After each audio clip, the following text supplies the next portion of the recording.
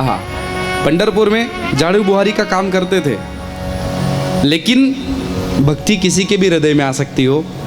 चोखा मेला के भक्त के हृदय में ऐसी भक्ति आई। चर्मकार परिवार में शायद जन्म हुआ, लेकिन भक्ति हृदय में ऐसी थी कि एक दिन एकादशी का दिन आया। कल जो एकादशी गई ना, एकादशी का दिन आया। चोखा मेला ने नए नए केले आए थे, तो विचार किया कि चलो केले आज फलाहार के रूप में केले खाएंगे। तो चोखा मेला भक्त ने केले लिए और केले खाने ही वाले थे कि याद आया कि अरे मैं तो खा रहा हूँ, लेकिन सामने जो पंढरीनाथ भगवान का मंदिर है, अंदर जो पंढरीनाथ बैठे हैं, उन्होंने कुछ खाया कि नहीं। अब भक्त है, भक्त के हृदय में कब भाव जाग जाए, तो मन में भाव जागा कि शायद भगवान भूखे हैं। तो चोखा मेला ने क्या किया, चलो पहले ठाकुर जी को भोग लगा दूं, फिर मैं खाऊंगा। अब चोखा मेला मंदिर में गया और मंदिर में ऐसे केले हाथ में ले लिए और मंदिर में जाने लगा। तब तक किसी पुजारी की नज़र पड़ गई। तो पुजारी ने देखा, अरे राम राम राम, ये वो झाड़ू बुहारी करने वाला और मंदिर में घुस आया।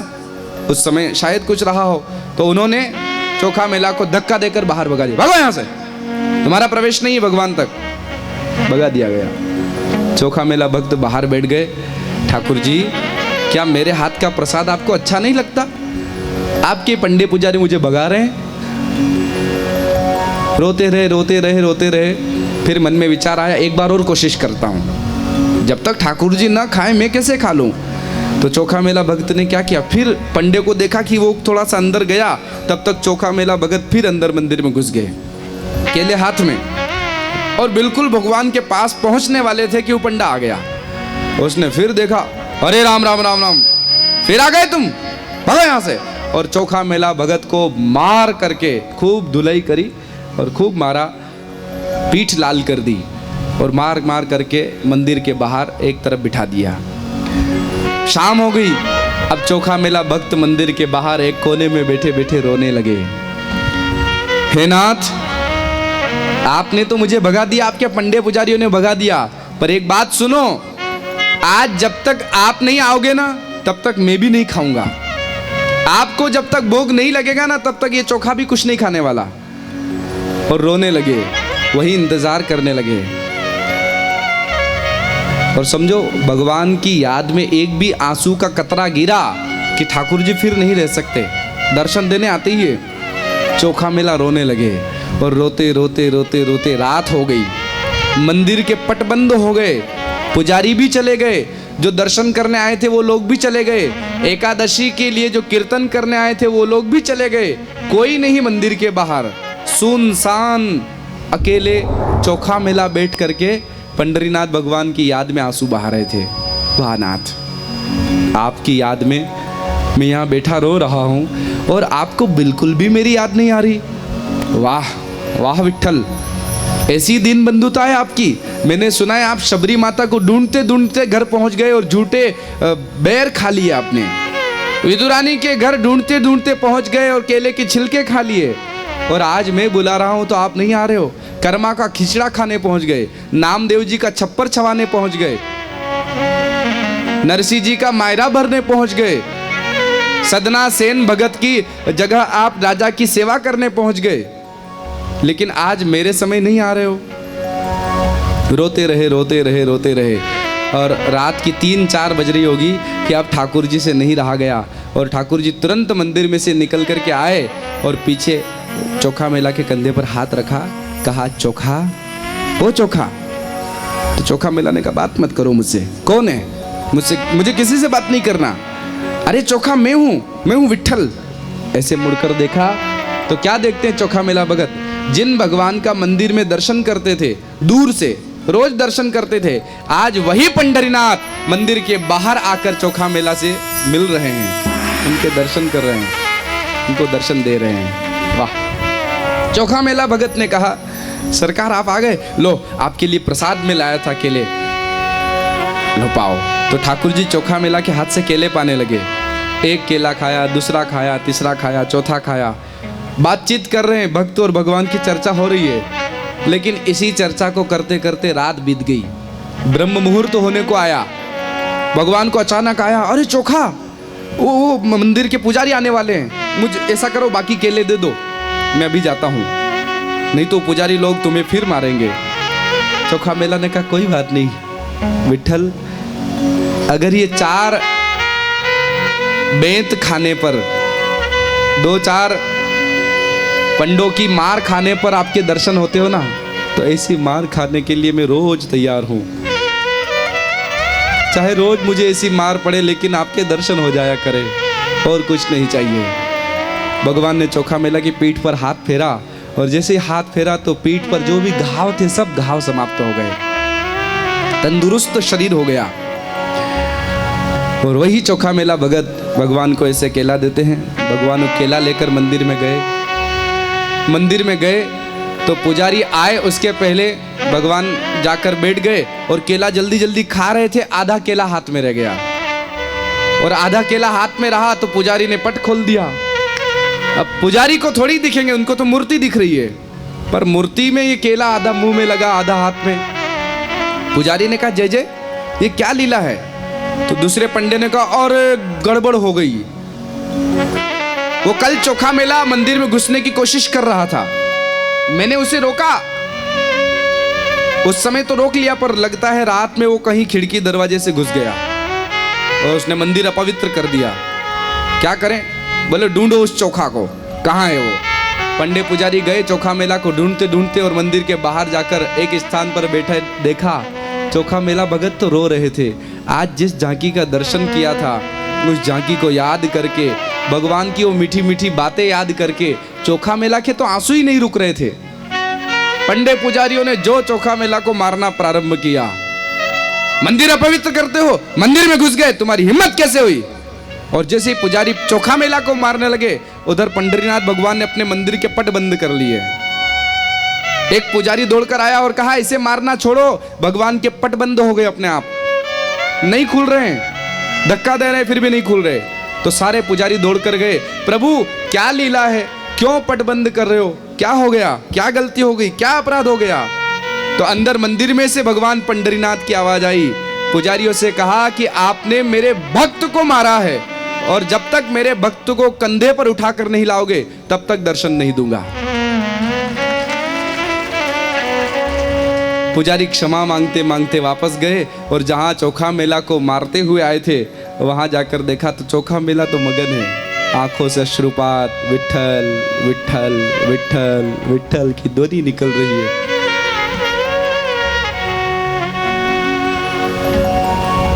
पुजारियों ने जाकर चोखा मेला को कंधे पर उठाया, और उठा करके विठल विठल विठल विठल करते करते जय चोखा मेला करते करते आए, और जैसे ही मंदिर में प्रवेश किया, पुजारियों ने कंधे पर चोखा मेला को उठा रखा है, स्वागत सत्कार माला डाल करके लाए, और जैसे चोखा मेला का प्रवेश मंदिर में हुआ, पट अपने आप खुल गए।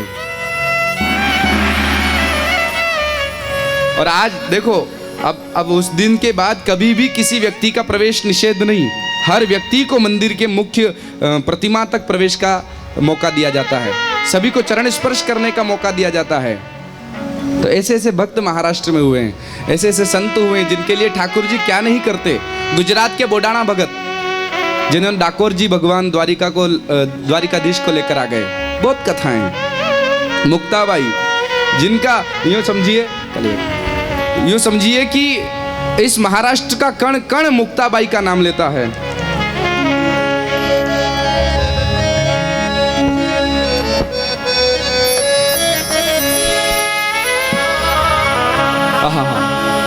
बोला मुक्ताबाई की, चोखा मेला भगत राज की, इंद्रायणी का जल भी बोले श्री मुक्ताई माऊली, इंद्रायणी का जल भी बोले श्री मुक्ताई माऊली, इंद्रायणी का जल भी बोले श्री मुक्ताई माऊली, इंद्रायणी का जल भी बोले श्री मुक्ताई माऊली, इंद्रायणी का जल भी बोले श्री मुक्ताई माऊली।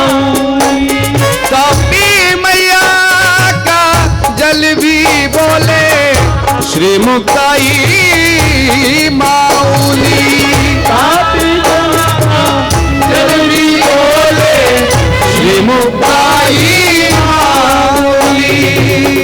तापी मैया का जल भी बोले श्री मुक्ताई माऊली। तापी जल भी बोले श्री मुक्ताई माऊली। चांद निवासी योगी बोले श्री मुक्ताई माऊली। चांद निवासी योगी बोले श्री मुक्ताई माऊली। पूर्णाई का जल भी बोले श्री मुक्ताई माऊली। पूर्णाई का जल भी बोले श्री मुक्ताई माऊली। श्री मुक्ताई माऊली। श्री मुक्ताई माऊली। श्री मुक्ताई माऊली। श्री मुक्ताई माऊली। त्र्यंबक निवासी दादा बोले श्री मुक्ताई माऊली। गाइए। बोले श्री मुक्ताई माऊली। आलंदी निवासी गनोबा बोले श्री मुक्ताई माऊली। आलंदी निवासी गनोबा बोले श्री मुक्ताई माऊली। सासर निवासी दादा बोले श्री मुक्ताई माऊली। राजा जल भी बोले श्री मुक्ताई माऊली। इंद्रायणी का जल भी बोले श्री मुक्ताई माऊली।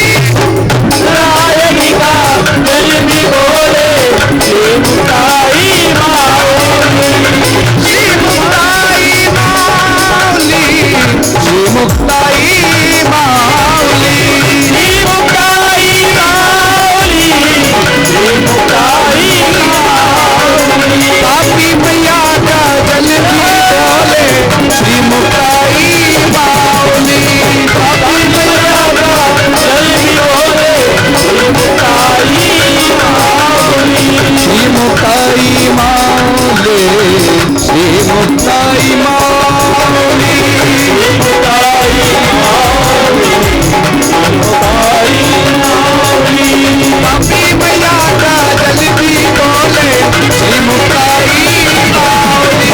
तापी मैया का जल भी बोले श्री मुक्ताई माऊली। श्री मुक्ताई माऊली। श्री मुक्ताई माऊली।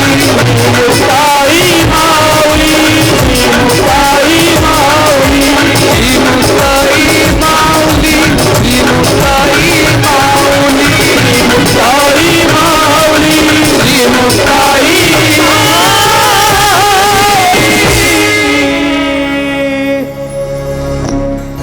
बोलो भक्त वत्सल भगवान की जय। चोखा मेला भक्तराज की जय। मुक्ताबाई की जय। आज ठाकुर जी कहते हैं कि पूतना मौसी जी हम जिस भक्त को पकड़ लें उस भक्त का फिर दामन छोड़ते नहीं है। 3 कर लो।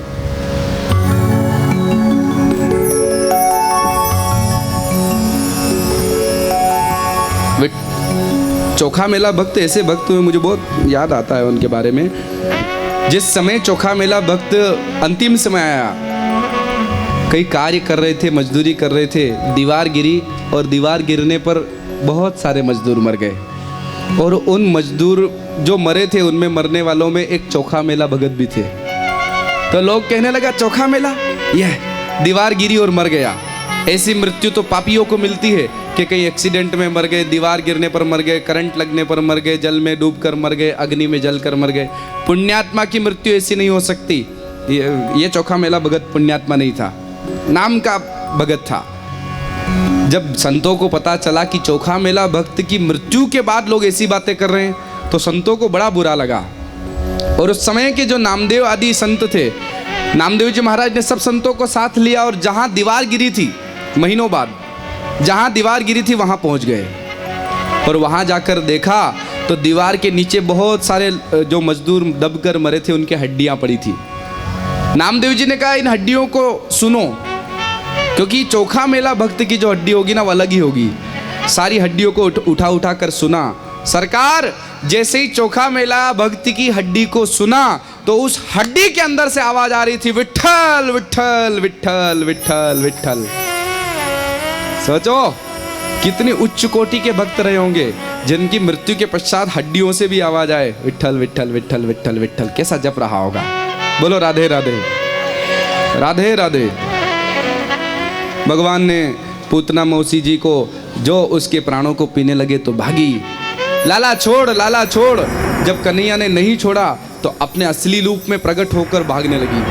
थोड़ा दूर भागी थी कि भगवान ने एक मुक्का उसकी छाती पर धरा, सो धड़ाम करके गिरी और गिरते ही गोविंदाय नमो नमः।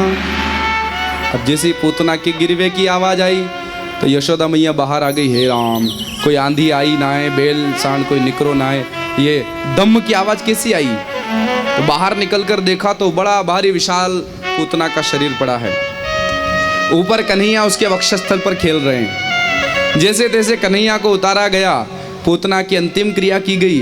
पर राक्षसी के पास चले गए थे ठाकुर जी, तो माँ यशोदा को बड़ा विचार आया कि हे भगवान, कहीं मेरे लाला को कहीं नज़र तो नहीं लग गई, नज़र तो नहीं लग गई।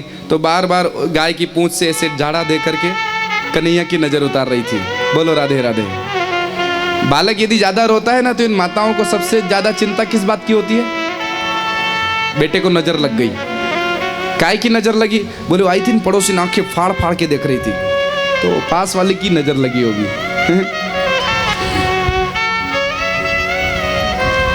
माँ यशोदा नजर उतार रही। अच्छा, नजर तो आप लोग भी उतारते हो। कैसे उतारते हो? मिर्ची लेकर के, नमक लेकर के, झाड़ू लेकर के, राई लेकर के, ऐसे नजर उतारते हो ना।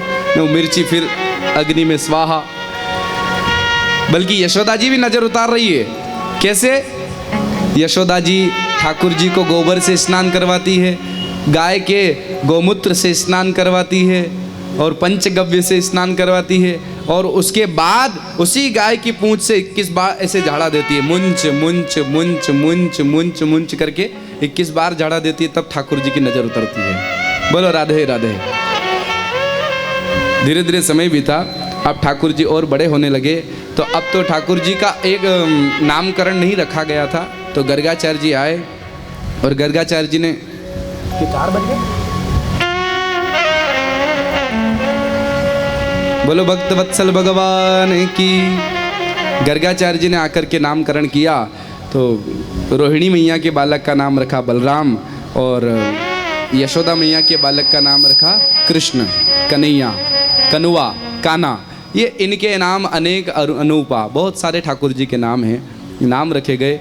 और फिर भगवान का जन्म नक्षत्र जब आया तो मैया ने फिर से सबका भोजन रखा और खूब लुटाया, खूब दान दिया। देखो, जब भी दान का मौका आता था ना तो नंद बाबा कभी भी कमी नहीं रखते थे, लाखों गाय दान करते थे।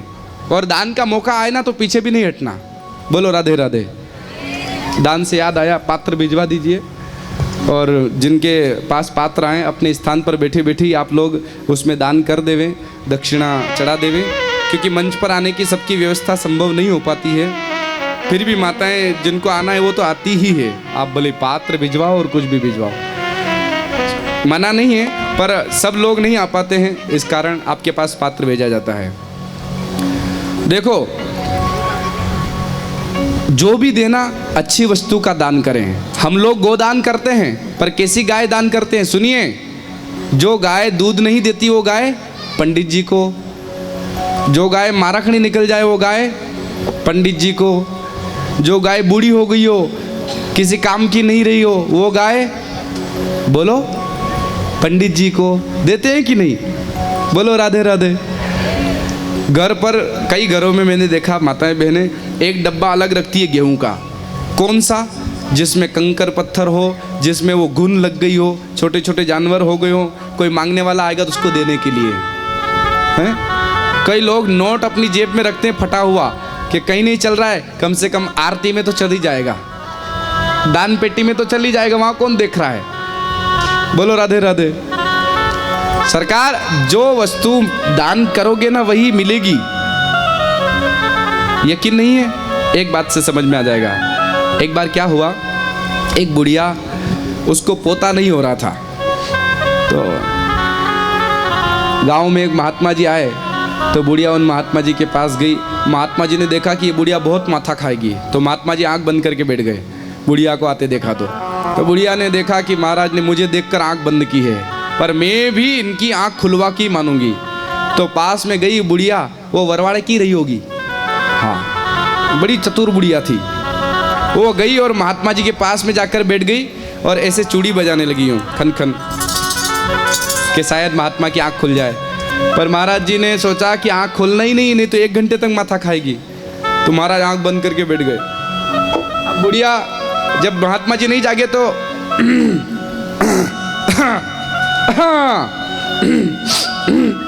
ऐसे करने लगी, तो भी महात्मा ने आंख नहीं खोली। तो अब बुढ़िया ने कहा अब जगाऊं। धीरे से कहने लगी, महाराज, ओ महाराज, महाराज, ओ महाराज, महाराज, ओ महाराज। अब महाराज को आंख खोलना ही नहीं थी, तो वो तो अपने आंख बंद करके राम राम राम राम राम राम राम राम कर रहे थे। पर बुढ़िया ने कहा मैं आंख खुलवा के ही मानूंगी। बुढ़िया कहने लगी, महाराज, ओ महाराज, महाराज, ओ महाराज, महाराज, ओ महाराज, महाराज, ओ महाराज, ओ महाराज, ओ महाराज, महाराज, ओ महाराज, ओ महाराज, महाराज, ओ महाराज, महाराज, ओ महाराज, ओ महाराज, ओ महाराज, ओ महाराज, ओ महाराज, महाराज, ओ महाराज, ओ महाराज, महाराज, ओ महाराज, ओ महाराज, ओ महाराज, महाराज, ओ महाराज। महाराज ने सोचा कि मैं नहीं आँख खोलूँ ना तो मैं मेरा गुरु मंत्र भूलकर मैं ही महाराज महाराज महाराज महाराज करने लग जाऊंगा, अब तो आँख खोलनी ही पड़ेगा। तो महात्मा जी ने आँख खोली, हाँ मैया। महाराज कहाँ, मैं समझी पधार गए महाराज। तो बोले नहीं नहीं, ध्यान में लगा था। क्या हुआ माता जी?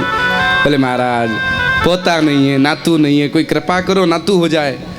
तो महात्मा जी ने कहा ऐसा करो मैया, आज सोमवार है, भगवान भोलेनाथ को 1 किलो केले का भोग लगा देना, आपको नातू हो जाएगा, जाओ। फंद छोड़ा। अब बुढ़िया गई बाजार में और बस स्टैंड पर जाकर के वरवाड़े में, भैया केले कैसे दिए? तो उसने कहा ये 30 रुपये किलो, ये 20 रुपये किलो और ये 10 रुपये किलो, तीनों किलो बता दिए। अच्छा 30 वाले जो थे ना, वो जो थे बिल्कुल ताज़ा, आज ही आए थे।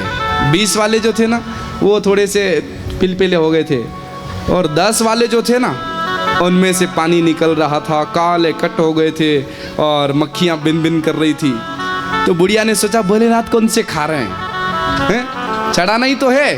तो बुढ़िया ने जाकर के वो 10 रुपए के केले लिए और चढ़ा दिए भोलेनाथ को। समय बीता और उस बुढ़िया के घर पोता हो गया। अब बहुत वर्षों बाद वो महाराज फिर आए। महाराज ने देखा बुढ़िया को पहचान गए। माता जी कैसे, क्या पोता नातू हुआ कि नहीं? अरे महाराज बड़ी कृपा आपकी, नातू हो गया हो महाराज, हो गया नातू, बड़ी कृपा। तो बोले ठीक है ना, आप तो प्रसन्न? बोले हाँ प्रसन्न, परंतु महाराज मेरा बेटा गोरा, बहू गोरी, परंतु समझ गए क्या आप? बट भाई वरवाड़े के श्रोता बहुत समझदार है, आईक्यू लेवल बहुत हाई फाई है, पहले से ही समझ जाते मैं क्या कहना चाहता हूँ।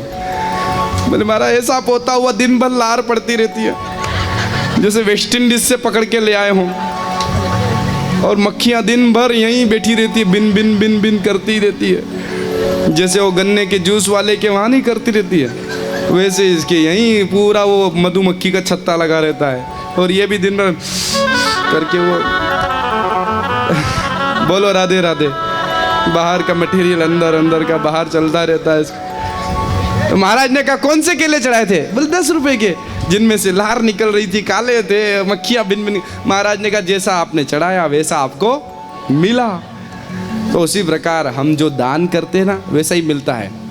राजस्थान में कथाएं होती है ना तो वहाँ साड़ियाँ बहुत आती रुक्मिणी विवाह में, पर साड़ियों में जो न श्रीमती स्वयं पहन पाती न किसी को दे पाती, ऐसी कथा में। इधर कई स्थानों पर वो छठवें दिन सप्तधान्य पूजा होती है, कल छठवां दिन है, सप्तधान्य पूजा होनी है। कल 11 बजे का समय है, जिसको सप्तधान्य पूजा करना हो, ठाकुर जी के चरणों में सप्तधान्य अपने घर का अन्न चढ़ाना हो, तो वे 11 बजे आएंगे। हमारे विशाल आचार्य जी जो हैं वो सप्तधान्य की पूजा करवाएंगे। आप चढ़ा सकते हैं, स्वेच्छा से जो लाना चाहें आप सप्तधान्य में ला सकते हैं। तो उसमें कई स्थानों पर कथाएं होती है। सप्तधान्य माताएं लाती है, तो गेहूं कौन से, दाल कौन सी, जो कहीं किसी काम के बोले गुरु जी को जाना कौन जान दो, नहीं हो भाई, जो भी हम दें अच्छा दें। यशोदा मैया नंद बाबा जब भी उत्सव आता है खुले हाथ लुटाते हैं, खुले हाथ। आज जब प्रातः काल हमारी दादा भाऊ से मुलाकात हुई तो उन्होंने कहा, गुरुजी जितनी भी संपत्ति मेरे आमदनी है उसका 25%, कितना 25% मैं माता पिता के नाम से कहीं ना कहीं सेवा में लगाता रहता हूँ। दादा भाऊ श्री वासुदेव जी देवरे, हम लोग 1% नहीं लगा पाते, 10% नहीं लगा पाते, और 25% लगाना बहुत बड़ी बात, परंतु अच्छा है। आज नंद यशोदा ठाकुर जी को धीरे धीरे बड़ा होते देखते हैं। ठाकुर जी घुटने घुटने चलने लगे, और अब जब बड़े हुए ठाकुर जी तो कभी माखन घर में खाते तो कभी चोरी करके खाते। कभी ठाकुर जी मिट्टी खा लेते, मैया पूछती कन्हैया तूने मिट्टी खाई, तो कन्हैया कहते ना हम बक्षितवानम्ब